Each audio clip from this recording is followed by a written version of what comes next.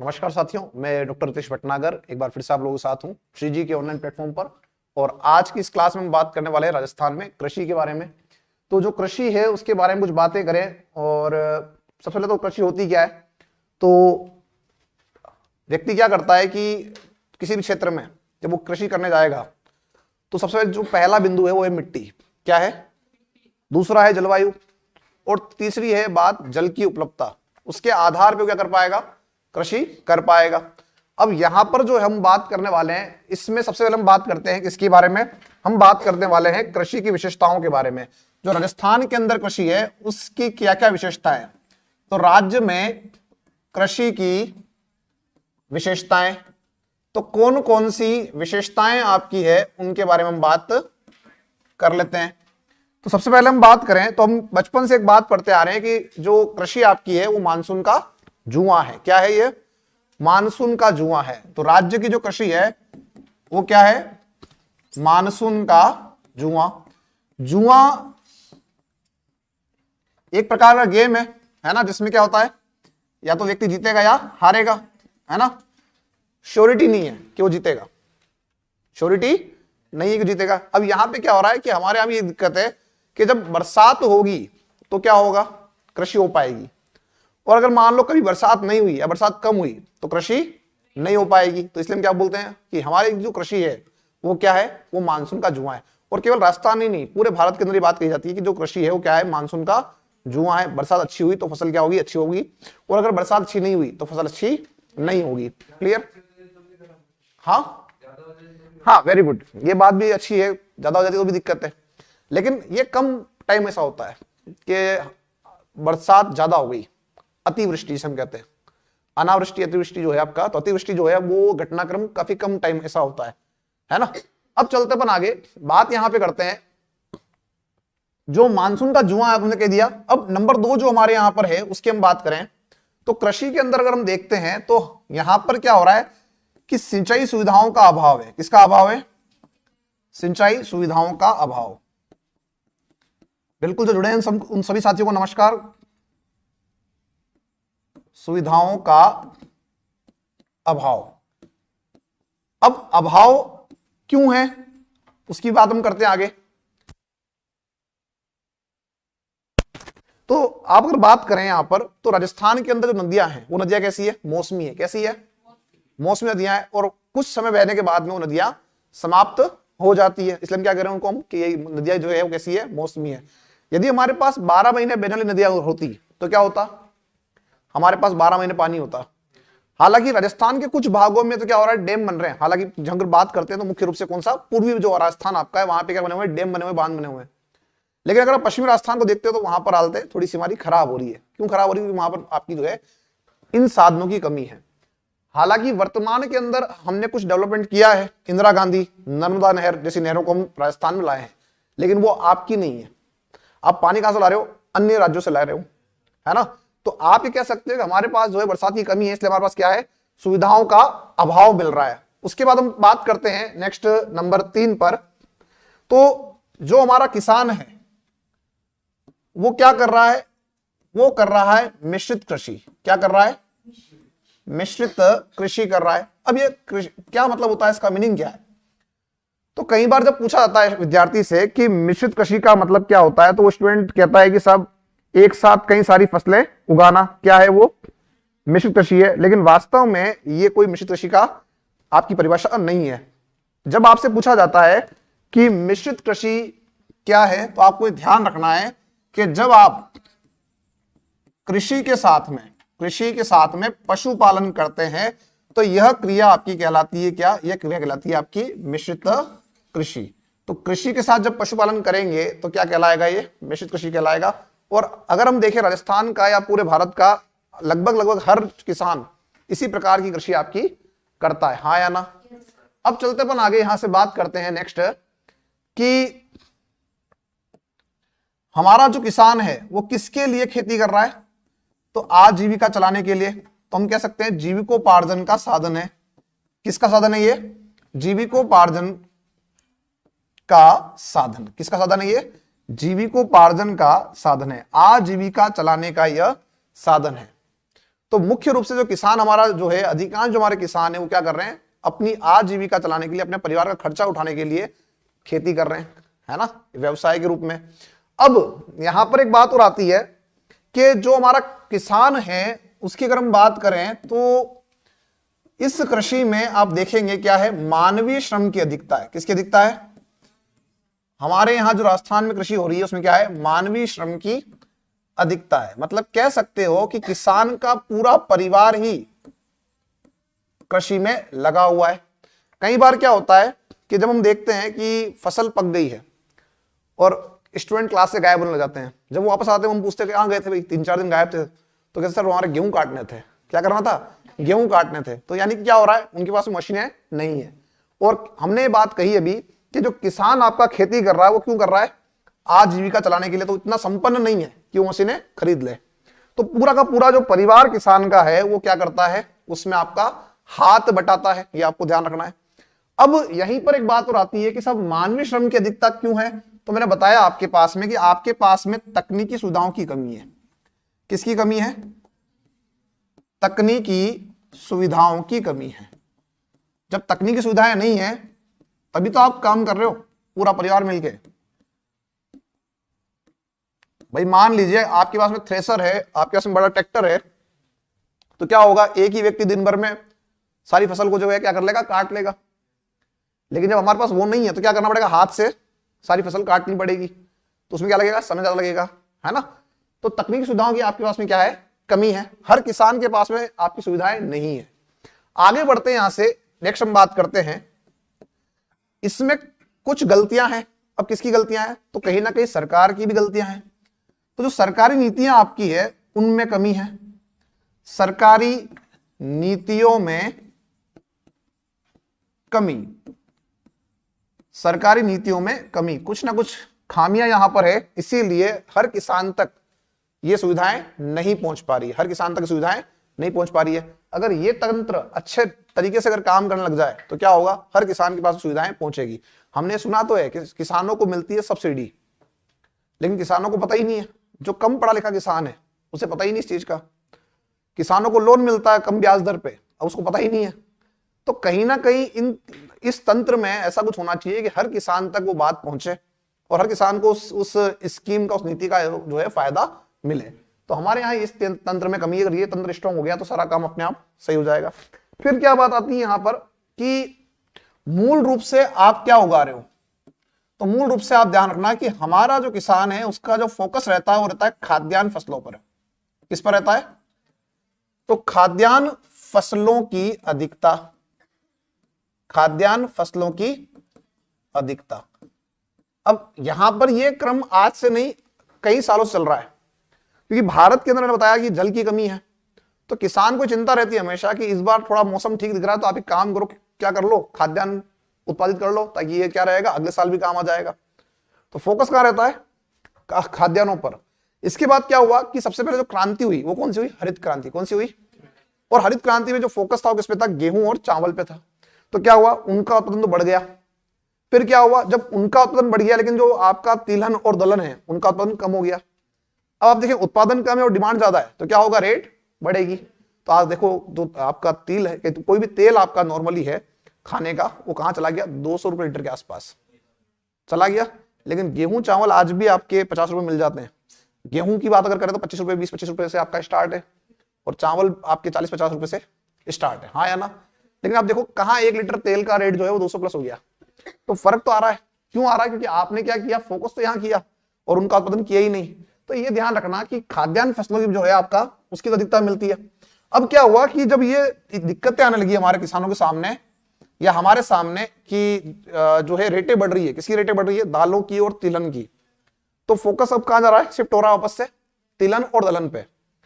अब उसके लिए आपने कुछ क्रांतियां की, जैसे तिल के लिए क्रांति की आपने, तेल के लिए क्रांति की। कौन सी क्रांति की, पीली क्रांति। क्या बोलते हो साहब, पीली क्रांति बोलते हो। तो यानी कि अब आपका फोकस वापस कहां आ रहा है, तिलहन और दलहन पर। तो अब हम क्या कर रहे हैं, तिलहन व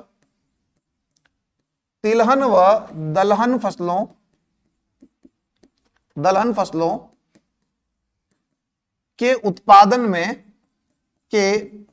में निरंतर वृद्धि, मतलब धीरे धीरे क्या कर रहे हैं हम उस पे उसके उत्पादन में वृद्धि करने का प्रयास कर रहे हैं और सरकार भी इस तरफ फोकस अब कर रही है। ये होगी बात। अब चलते अपन आगे। हमारे यहाँ पे एक विशेषता और है, जल की कमी की बात मैंने बताई तो आपको। हमारे यहाँ ज्यादातर जो होती है कृषि वो कौन सी होती है? शुष्क कृषि। कौन सी होती है? शुष्क मतलब सूखा। अब इसका मीनिंग ये हुआ कि बहुत सारे क्षेत्र ऐसे राजस्थान के अंदर है जहां पर आपका केवल और केवल वर्षा काल में ही फसल उत्पादन होता है और पूरे साल बाकी क्या रहता है? खाली रहता है, सूखा रहता है ना। तो यहां हम ये कह सकते हैं कि जो शुष्क कृषि होती है इसमें केवल और केवल आपका केवल वर्षा काल में कृषि, केवल वर्षा काल में कृषि होती है। बाकी टाइम कैसा रहता है? सूखा रहता है ना। फसल उत्पादन आपका नहीं होता है, ध्यान रखना। क्लियर यहां तक सभी का? तो ये होगी बात। एक और जो घटनाक्रम आपका सामने आता है वो ये है कि जो कृषि जोत आपकी है उनके आकार में कमी। कृषि जोतों के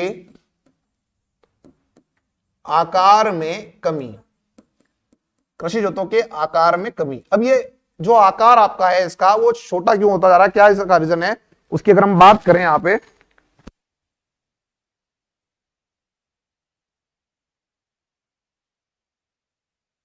चलो तो कृषि जोतों की जो आकार की हम बात कर रहे हैं साथियों, उसमें कमी की बात करते हैं। तो कमी कैसे आ रही है? अभी आप एक बात समझो, अभी आप बैठे हो उदयपुर में और उदयपुर में यूआईटी का एरिया बढ़ गया वर्तमान में, है ना। आसपास के जो गांव है वहां तक आपकी यूआईटी पहुंच गई। तो अभी आप सोचो कि ये जो डेवलपमेंट आगे होगा, आगे जो कॉलोनी बसेगी वो कैसे बसेगी, कहां बसेगी? जहां आज वर्तमान में कृषि हो रही है वहीं पर क्या होगा? वो कॉलोनी आपकी बसेगी। अब जब आपकी किसी खेती की जमीन पर घर बन जाएंगे तो आप खेती कहां करोगे, कृषि कहां करोगे? संख्या में कमी आ गई, यानी आपकी क्या होगी? आकार में से कमी आएगी। एक और बड़ी समस्या क्या है हमारे यहां? बंटवारा। क्या है समस्या?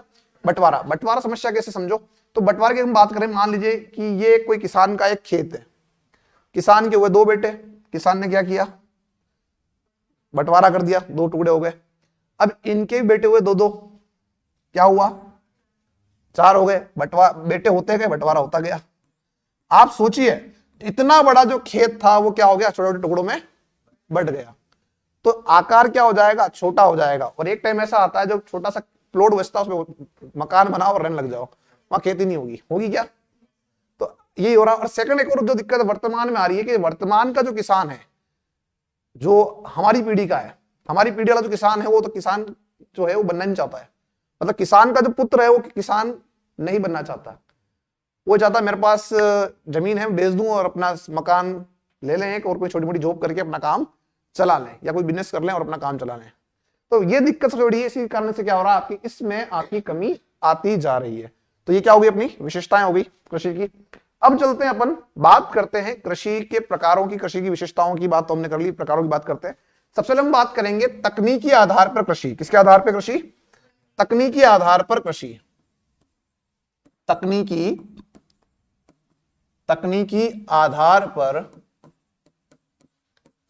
आधार पर कृषि। तो देखो साथियों, सबसे पहले अगर हम बात करें, जब स्टार्टिंग में हमने कृषि करना सीखा मनुष्य ने, तो कौन सी कृषि वो कर रहा था? तो उसमें एक कृषि बड़ी प्रसिद्ध है जिसे हम कहते हैं स्थानांतरित कृषि। क्या बोलते हैं? स्थानांतरित कृषि। इस कृषि को एक नाम दिया जाता है आदिम कालीन कृषि। क्या कहते हैं? आदिम कालीन कृषि। इसी कृषि को आप एक नाम देते हो जुम या जूमिंग कृषि। जुम या जूमिंग कृषि भी कहते हैं इसे आप। एक्चुअल में जब हमने स्टार्टिंग में कृषि करना चालू किया तो क्या किया जाता था कि जंगल जो होते थे उनको जला के उस स्थान पे खेती करते थे, और जंगलों के जलने से जो राख बनी है उसका उपयोग करते थे खाद के रूप में। जैसे मान लीजिए इस स्थान पर आपने जंगल थे उनको जला दिया और यहाँ खेती करना चालू कर दिया।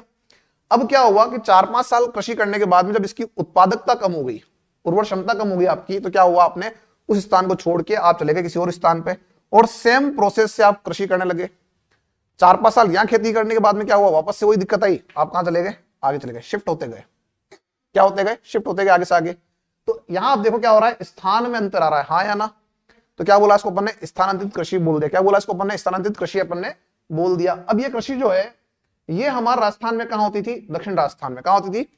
वर्तमान में कहीं नहीं हो रही है, हालांकि दक्षिण राजस्थान के अंदर होती थी, है ना। और कहां पे, डूंगरपुर बांसवाड़ा क्षेत्र, कुछ अपना जो है दक्षिण पूर्वी और आपका राजस्थान है, वहां भी इसकी जो इस प्रकार की आपकी कृषि होती थी।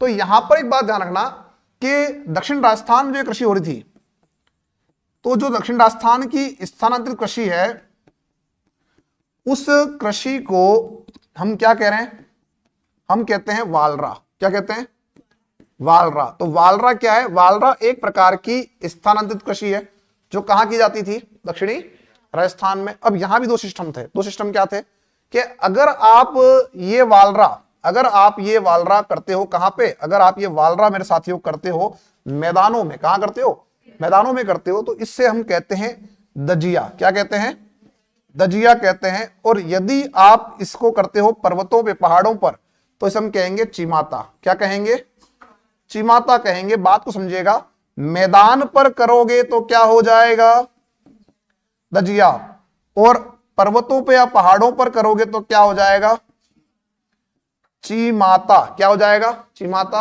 अब यहां अगर हम बात करते हैं साथियों, माता, क्या आ रहा है यहां पे, माता शब्द आपका आ रहा है। तो माता का मंदिर कहां होता है, पहाड़ों पर। माता का मंदिर कहां होता है, पहाड़ों पर होता है, ध्यान रखना, है ना। तो इसीलिए ध्यान रखना, पहाड़ों पे क्या होता है, चिमाता कृषि, और मैदानों में क्या होता है आपका, दजिया कृषि करते हैं। और दक्षिण राजस्थान में क्या बोल रहे से, वालरा कह रहे हो। एक और बात ध्यान रखना यहाँ पे कि जो दक्षिण पूर्वी राजस्थान हमारा है, उस दक्षिण पूर्वी राजस्थान के अंदर हम एक नाम देते हैं इसको, और वो नाम क्या है आपका, बत्रा। क्या नाम है, बत्रा हम इसे कह रहे हैं। कहां पे, दक्षिण पूर्वी राजस्थान के अंदर। आपका ये ध्यान आपको रखना है। आगे बढ़ते हैं यहां से, नेक्स्ट हम बात करते हैं। इसके बाद में जो प्रकार आपका नंबर 2 आ रहा है स्थानांतरित कृषि के बाद में, मैंने आपको बताया भी आपको एक के शुष्क कृषि। कौन सी कृषि, उसमें आप समझ चुके होंगे कि साहब वर्ष में केवल एक आपकी जो है, हाँ बिल्कुल, वर्षा ऋतु में आपकी कृषि कर पाओगे, बाकी आपका कैसा रहेगा, शुष्क रहेगा। फिर हम बात करते हैं यहां पर नंबर 3 पर। तो नंबर 3 पे जो आपकी कृषि आ रही है, उसमें अगर मैं आपसे बात करूं तो एक प्रकार अपन ले लेते हैं यहां पर व्यापारिक। क्या ले लेंगे, व्यापारिक कृषि। और दोस्तों एक कृषि जो आपकी है वो हो जाएगी नगदी फसली कृषि। क्या हो जाएगी, नगदी फसली कृषि। अब यहां पर एक बात को समझिएगा साथियों कि इन दोनों में डिफरेंस क्या है। आप दोनों को बेच रहे हो, हाँ या ना। व्यापारिक में भी क्या कर रहे हो, फसल उत्पादन करके बेच रहे हो, और नगदी में भी क्या कर रहे हो, बेच रहे हो नहीं बेच रहे हो। दोनों में डिफरेंस क्या है, तो दोनों में अंतर को जो है हमें पता होना चाहिए। क्या अंतर है दोनों के अंदर, कोई बताएगा आप में से, व्यापारिक और नगदी में कोई डिफरेंस है या नहीं, जल्दी से बताना।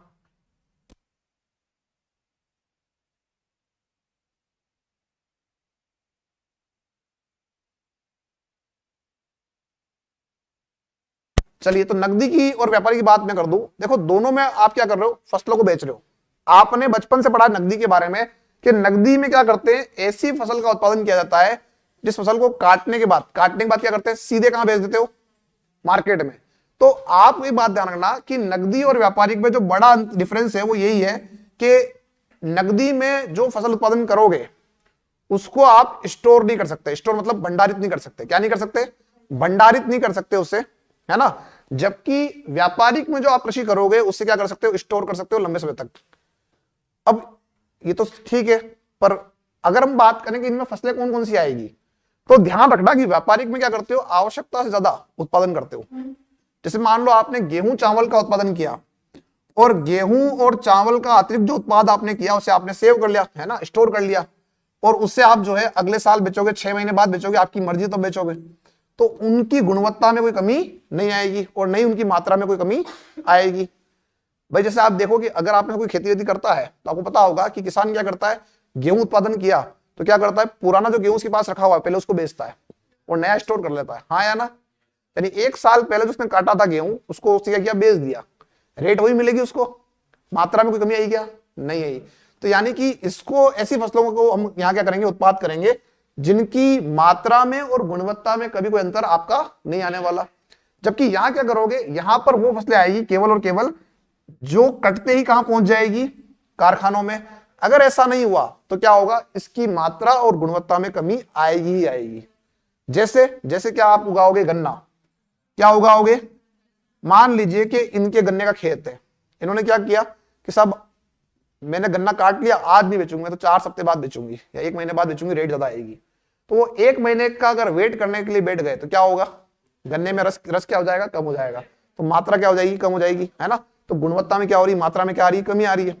सेम इसी तरह से और फसलें आपकी है, चाय हो गई, कॉफी हो गया आपका, मूलतः जो अपने राजस्थान में अगर है तो कपास, कपास भी आपका उसमें आएगा, अफीम भी आपका इसी में आएगा, ठीक है, तंबाकू भी आपका इसी में आएगा। ये सब क्या है, ये सब वो हैं जो फसलें कटने के बाद कहां पहुंचनी चाहिए, कारखानों में जानी चाहिए, नहीं तो क्या होगा, इनमें की मात्रा में और उनकी गुणवत्ता में कमी आएगी ही आएगी। तो दोनों में डिफरेंस क्या है, इसको स्टोर कर सकते हो, इसको स्टोर नहीं कर सकते। आगे बढ़ते हैं यहां से, नंबर जो हमारा आएगा 4 नंबर पे, एक प्रकार की कृषि और है ट्रक कृषि। ट्रक, ट्रक जानते हैं किस काम आता है ट्रक, माल का परिवहन करने के लिए, ट्रांसपोर्टेशन के लिए काम आता है। अब ट्रक कृषि में किस तरह की कृषि करोगे आप, कैसे करोगे बताइए।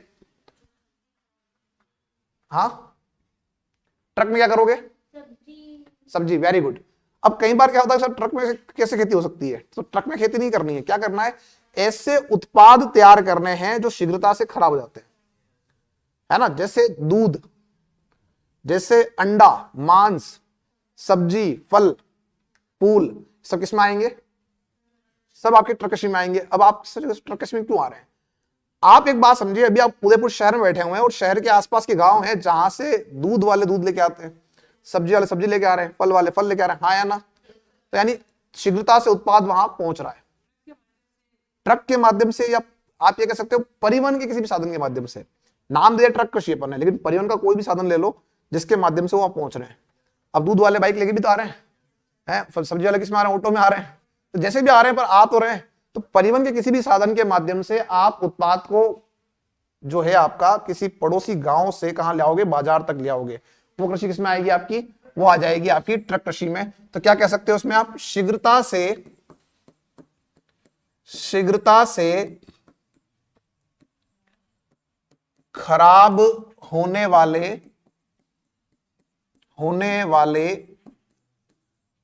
उत्पादों की कृषि किसमें करते हो आप, इसमें करते हो। एग्जाम्पल क्या दिया आपने, तो एग्जाम्पल आपका हो जाएगा दूध। अब आप कहोगे सर दूध कैसे कृषि होगी, तो दूध कृषि है कि नहीं है, बिल्कुल है, फार्मिंग में आएगा, ये ध्यान रखना है ना। फिर आपका अंडा,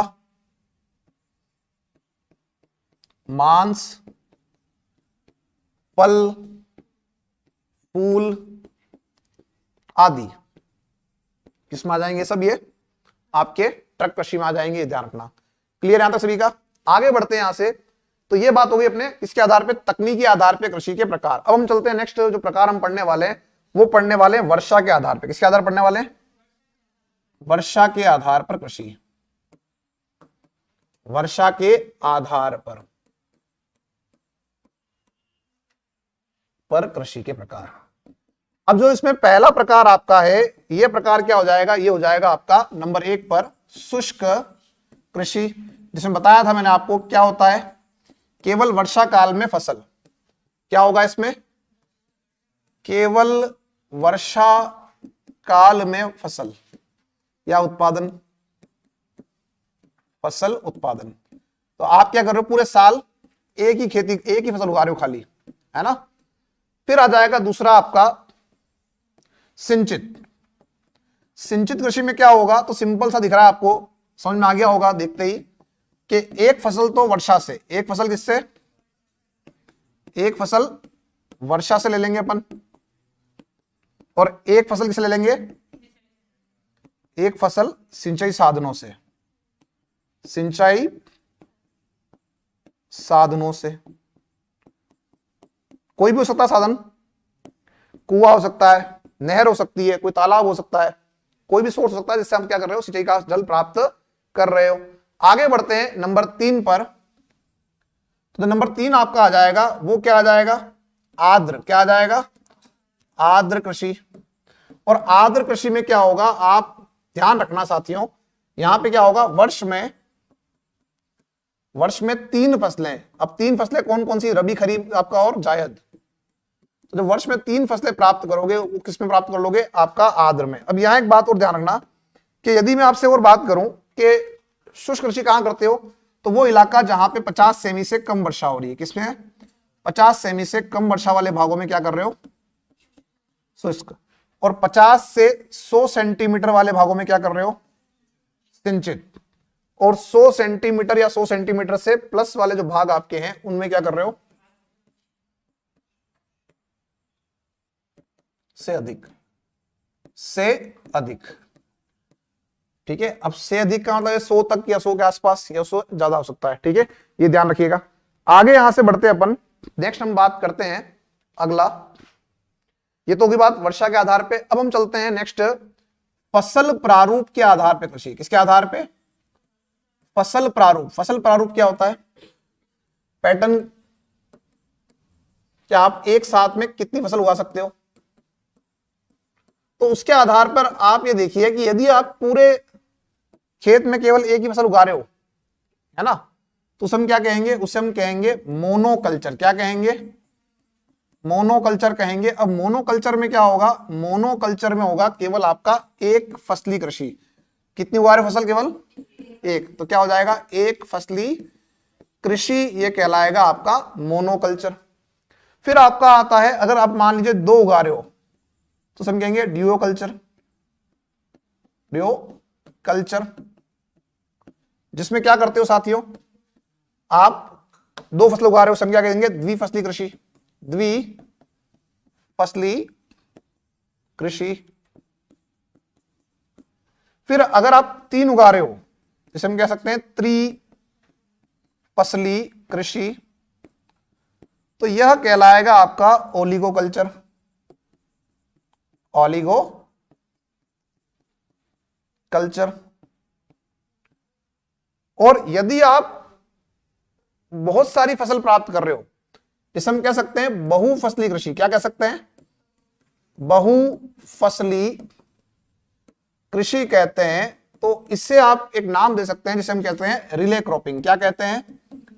रिले क्रॉपिंग कहते हैं। ध्यान रखना, यानी एक के बाद एक के बाद एक के बाद आप एक अलग फसल उगाते जाओगे, उसे हम क्या कहेंगे? उसे हम कहेंगे रिले क्रॉपिंग कहेंगे। ध्यान रखना। चलते अपन आगे यहां से, नेक्स्ट हम बात करते हैं यहां से। तो ये तो आपके जो है फसल प्रारूप के आधार पे हमने बात कर ली है कृषि के प्रकारों की। अब चलते हैं नेक्स्ट, और नेक्स्ट अपन लेते हैं बिंदु एक और। अब जो हम बात करने वाले हैं, एक मुख्य बिंदु जिसकी हम बात अगर करें यहां पे, तो एक आप देखते हैं वर्तमान में कई सारे कल्चर आ रहे हैं। कल्चर मतलब क्या हो गया? तकनीक है। क्या हो गया? कृषि में कई सारी आपकी जो है तकनीक आ गई, जिसके माध्यम से आप कुछ विशेष प्रकार के उत्पाद को तैयार कर रहे हो। जैसे आपने पढ़ा होगा एपी कल्चर, सेरी कल्चर, पीसी कल्चर, हाँ या ना?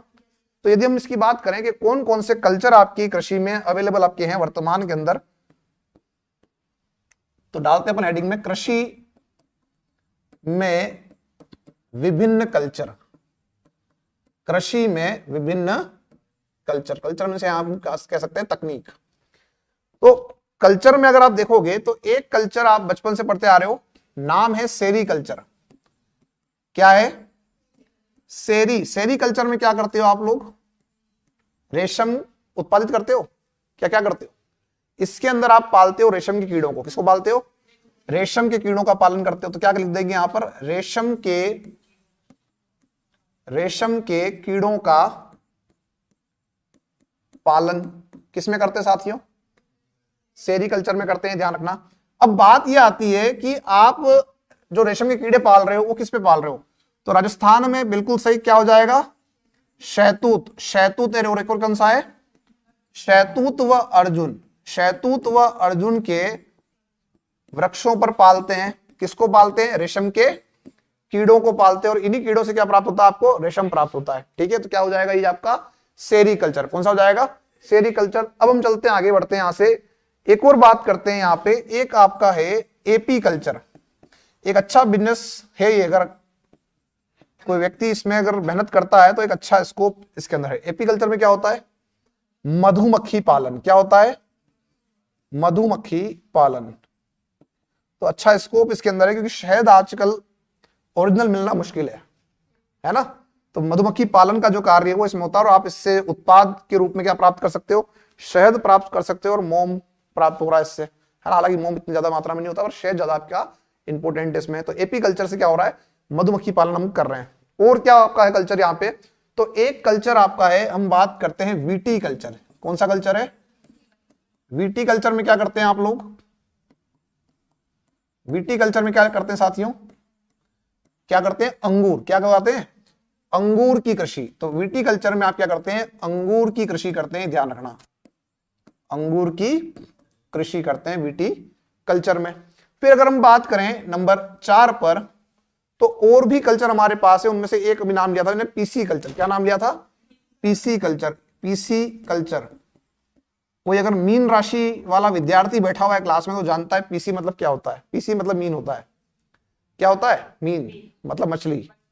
तो मीन राशि वाला कोई है क्या आपके पास, नहीं है कोई बात नहीं है, वेरी गुड। तो क्या बोलते हो इंग्लिश में, पीसी बोलते हो उसे, तो बिल्कुल क्या हो जाएगा इसका मतलब, मीन यानी मछली, है ना। तो पीसी कल्चर में हम क्या करते हैं, मछली पालन का कार्य करते हैं। किसका करते हैं कार्य, मछली पालन का कार्य किसमें होता है, पीसी कल्चर में आपका होता है। आगे बढ़ेंगे नेक्स्ट, और नेक्स्ट अपना आएगा, एक नाम ले लेते हैं हॉर्टिकल्चर। कोई अगर आपने पढ़ा है, किसी विद्यार्थी ने कृषि के बारे में तो पढ़ा होगा हॉर्टिकल्चर। बागवानी क्या होता है, तो बागवानी से संबंधित जो आपका कल्चर है वो क्या हो जाएगा, वो हो जाएगा आपका हॉर्टिकल्चर।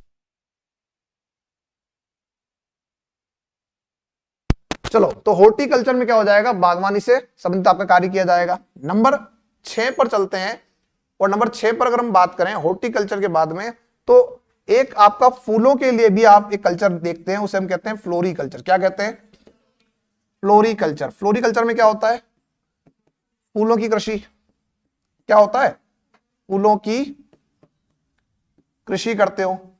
अब जब फूलों की कृषि कर रहे हो तो फलों की कृषि भी करो, उसे क्या बोलोगे, उसे कहेंगे पोमोकल्चर। क्या कहेंगे, पोमोकल्चर। पोमोकल्चर। और पोमोकल्चर में आप क्या करते हो, फल उत्पादन की बात करते हो। और हमारा राजस्थान में फलों का बागान हम कहते हैं गंगानगर। किसको कहते हैं, गंगानगर को। तो फलों की कृषि, फलों की कृषि हम कहते हैं, किसके कहते हैं, पोमोकल्चर को। नेक्स्ट हम बात करते हैं नंबर 8 पर।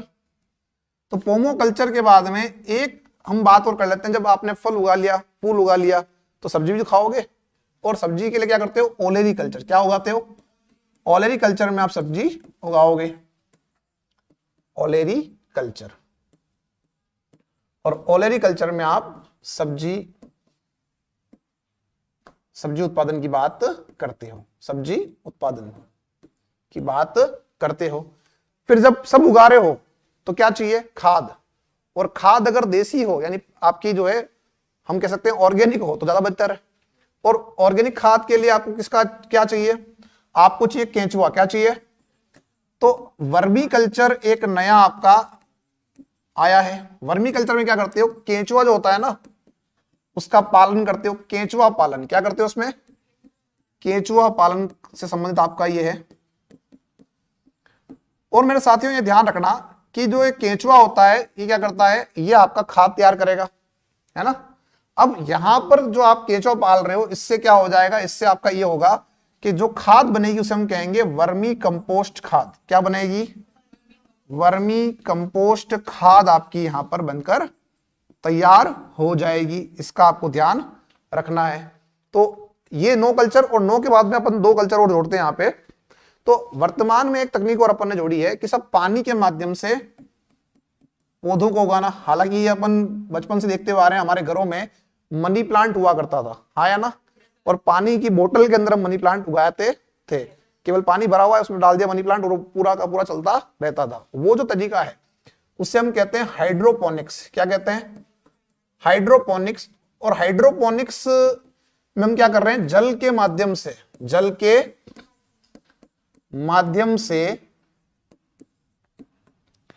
माध्यम से पौधों को उगाना, पौधों को उगाना।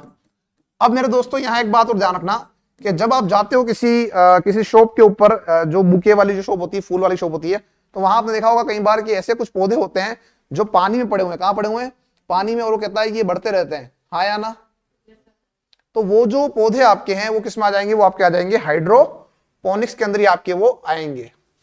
चलिए एक और तरीका और आया है, हालांकि भी चल रहा है ये, उसे हम कहते हैं एरोपोर्टिक। क्या कहते हैं? एरोपोर्टिक्स के नाम से जानते हैं। इसमें क्या होता है, इसमें हवा के माध्यम से पौधों को उगाया जाता है। नहीं, हवा के माध्यम से मतलब हो कि जो पोषक तत्व प्राप्त करेगा पौधा वो किससे करेगा? हवा के माध्यम से। तो हम यहां कह सकते हैं एरोपोर्टिक के अंदर कि हवा के माध्यम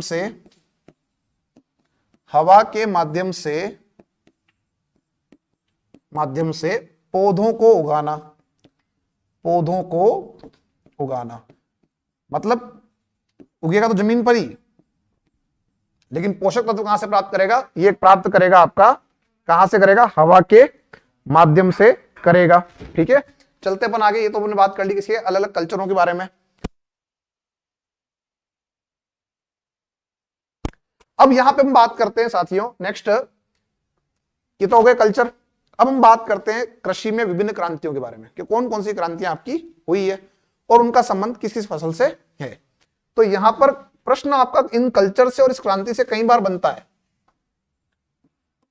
अब क्रांति में तो यहां लड़ाई नहीं है, नयापन है ना, नयापन लाया गया किसी कार्य में। तो कृषि में विभिन्न क्रांतियां,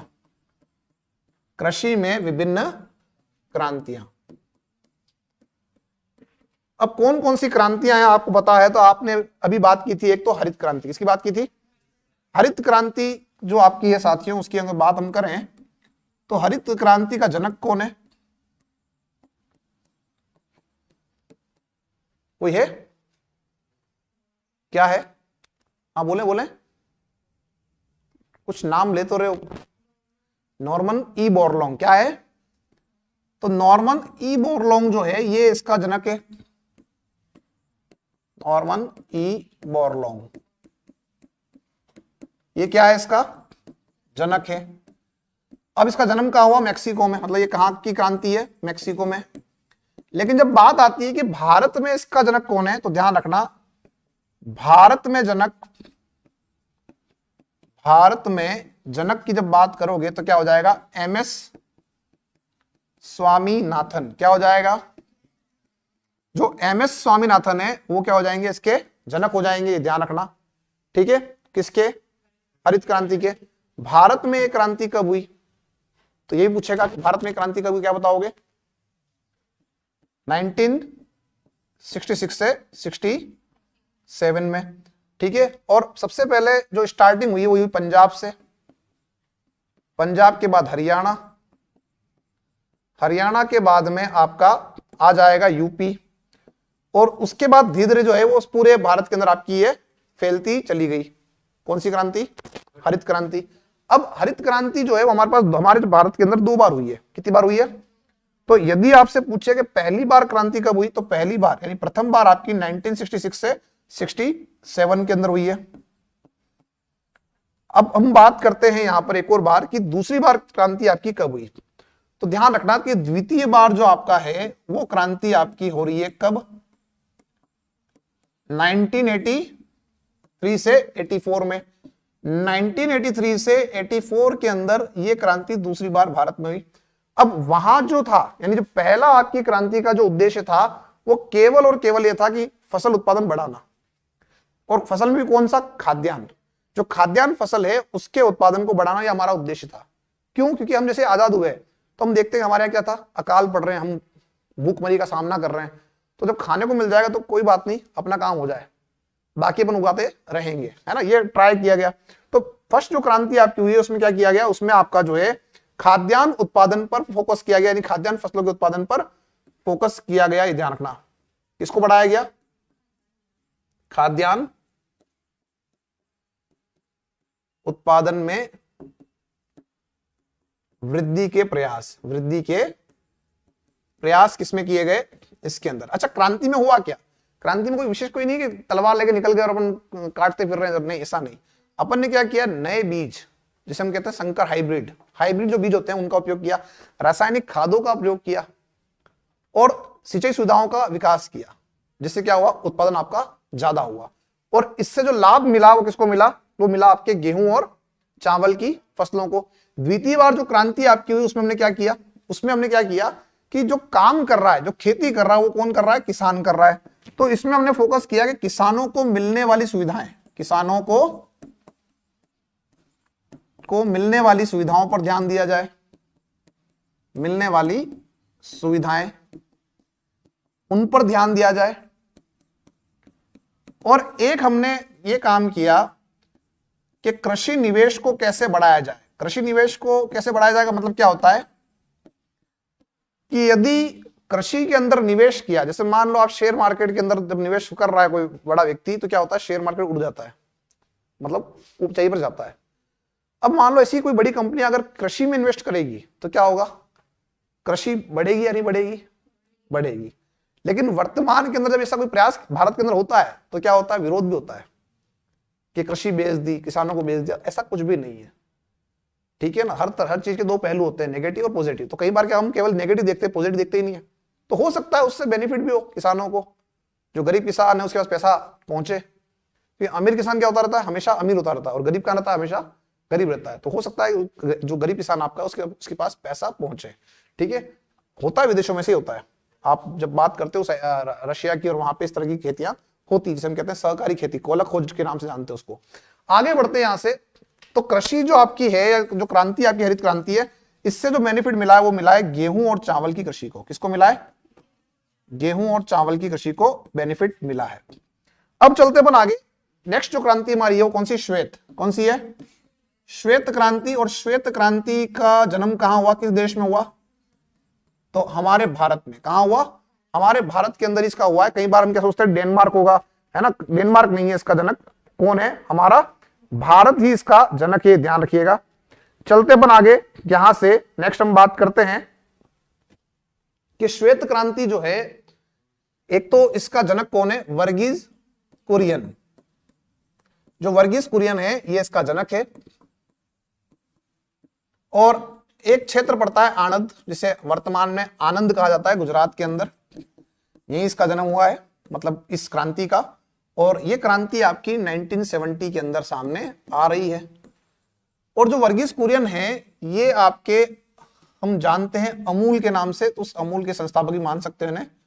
अब ये अमूल जो है, कई बार आपने इसके आइसक्रीम और अलग जो अन्य प्रोडक्ट आपके हैं वो आपने यूज किए होंगे, लेकिन अधिकांश लोगों को अमूल का जो है पूरा नाम नहीं पता होता है। तो अमूल को अगर हम देखें तो क्या हो जाएगा? आनंद मिल्क यूनियन लिमिटेड। आनंद मिल्क यूनियन लिमिटेड। और इसमें क्या हुआ? इसमें साथियों ये हुआ कि लिमिटेड कैसे बन गया, एक यूनियन कैसे बन गई?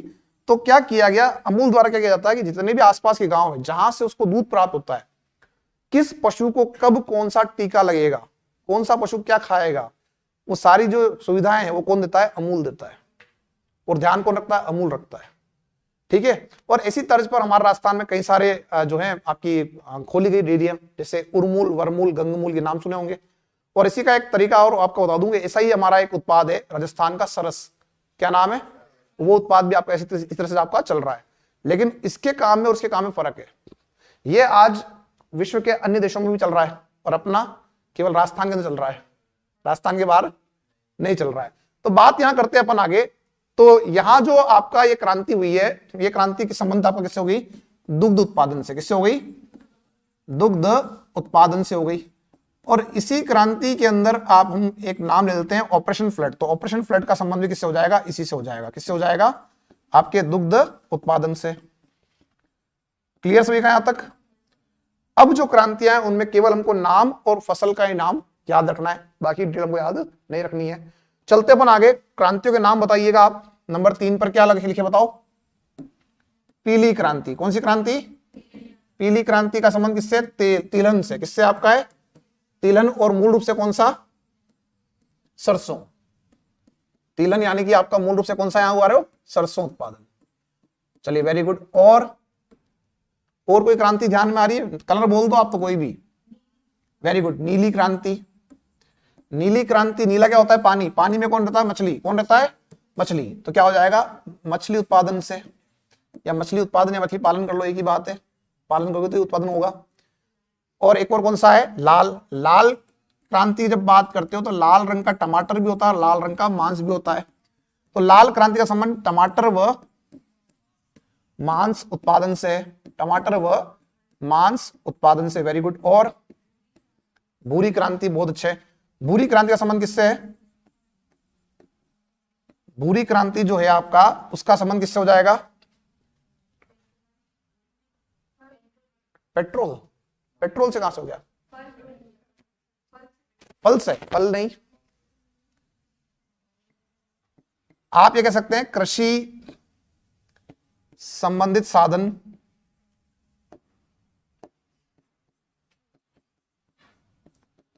साधन जैसे जैसे जैसे उर्वरक, उर्वरक, कीटनाशक आदि, इनके उत्पादन से संबंधित आपका है। इनके उत्पादन से संबंधित आपका ये संबंधित होती है कौन सी क्रांति? आपकी भूरी क्रांति। आगे चले, नेक्स्ट बताएं, नंबर 7 पे क्या हो जाएगा? गुलाबी, वेरी गुड, गुलाबी क्रांति। जो गुलाबी क्रांति है, इसका संबंध किससे हो जाएगा? तो गुलाबी क्रांति जो है मेरे दोस्तों, इसका ध्यान रखना, एक मछली है झींगा मछली। कौन सी मछली है? झींगा, गधे वाला जाएगा, झींगा मछली। तो झींगा मछली उत्पादन संबंध आपकी कौन सी है? गुलाबी क्रांति। बहुत अच्छे। अगला बताओ, नंबर 8। आपने बताया भूरी, एक नाम आता है बादामी। तो जो बादामी क्रांति है, उस बादामी क्रांति का संबंध किससे हो जाएगा? मसाला उत्पादन से। किससे हो जाएगा? मसाला उत्पादन से संबंधित आपकी हो जाएगी बादामी क्रांति। और ध्यान रखना कि राजस्थान सूखे मसाला उत्पादन में देश में प्रथम है। किसमें? सूखे मसालों में हम क्या है? देश में प्रथम है। सूखे में क्या आता? कौन आता है? नमक, मिर्ची, धनिया, हाँ या ना? और एक आते हैं गरम मसाले, उसमें कौन है? केरल है। तो हम किसमें आते हैं? सूखे मसालों में पहले स्थान पे आते हैं।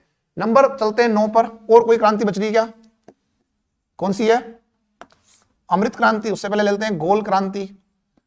गोल क्रांति का संबंध किससे है? गोल क्रांति का संबंध है आलू से। किससे है? आलू से। अंडा नहीं है यहाँ पे, अंडे की बात भी करते हैं।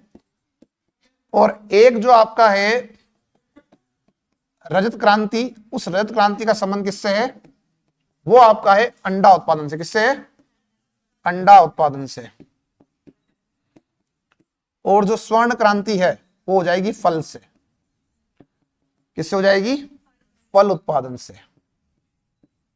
फल उत्पादन से। एक और नाम यहां ले लेते हैं अपन, नंबर 11 के बाद 12 एक नाम आया था अमृत क्रांति। अमृत क्रांति में संबंध किससे हो जाएगा? तो अमृत क्रांति का संबंध साथियों किससे होता है? एक ध्यान रखना, हमारे पूर्व प्रधानमंत्री हुए हैं अटल बिहारी वाजपेयी। उनका सपना था कि भारत की सभी नदियां जुड़ जाए, जिससे क्या होगा? जिस क्षेत्र में ज्यादा पानी आ रहा है उसे हम ट्रांसफर कर देंगे कहां पे? कम पानी वाले क्षेत्र में। ये उनका एक सपना था। ठीक है, तो उसका जो क्रांति का संबंध हो जाएगा क्या हो जाएगा? नदी जोड़ो परियोजना से आपका संबंध हो जाएगा, ये ध्यान रखना। और उसके बाद में एक और क्रांति हमें करनी ही पड़ेगी, वो है इंद्रधनुष क्रांति। क्या है? इंद्रधनुष क्रांति। इतनी क्रांतियां आप लोगों ने कर दी, तो इन सब क्रांतियों पे निगरानी रखनी पड़ेगी, है ना? तो क्या कह देंगे? सभी क्रांतियों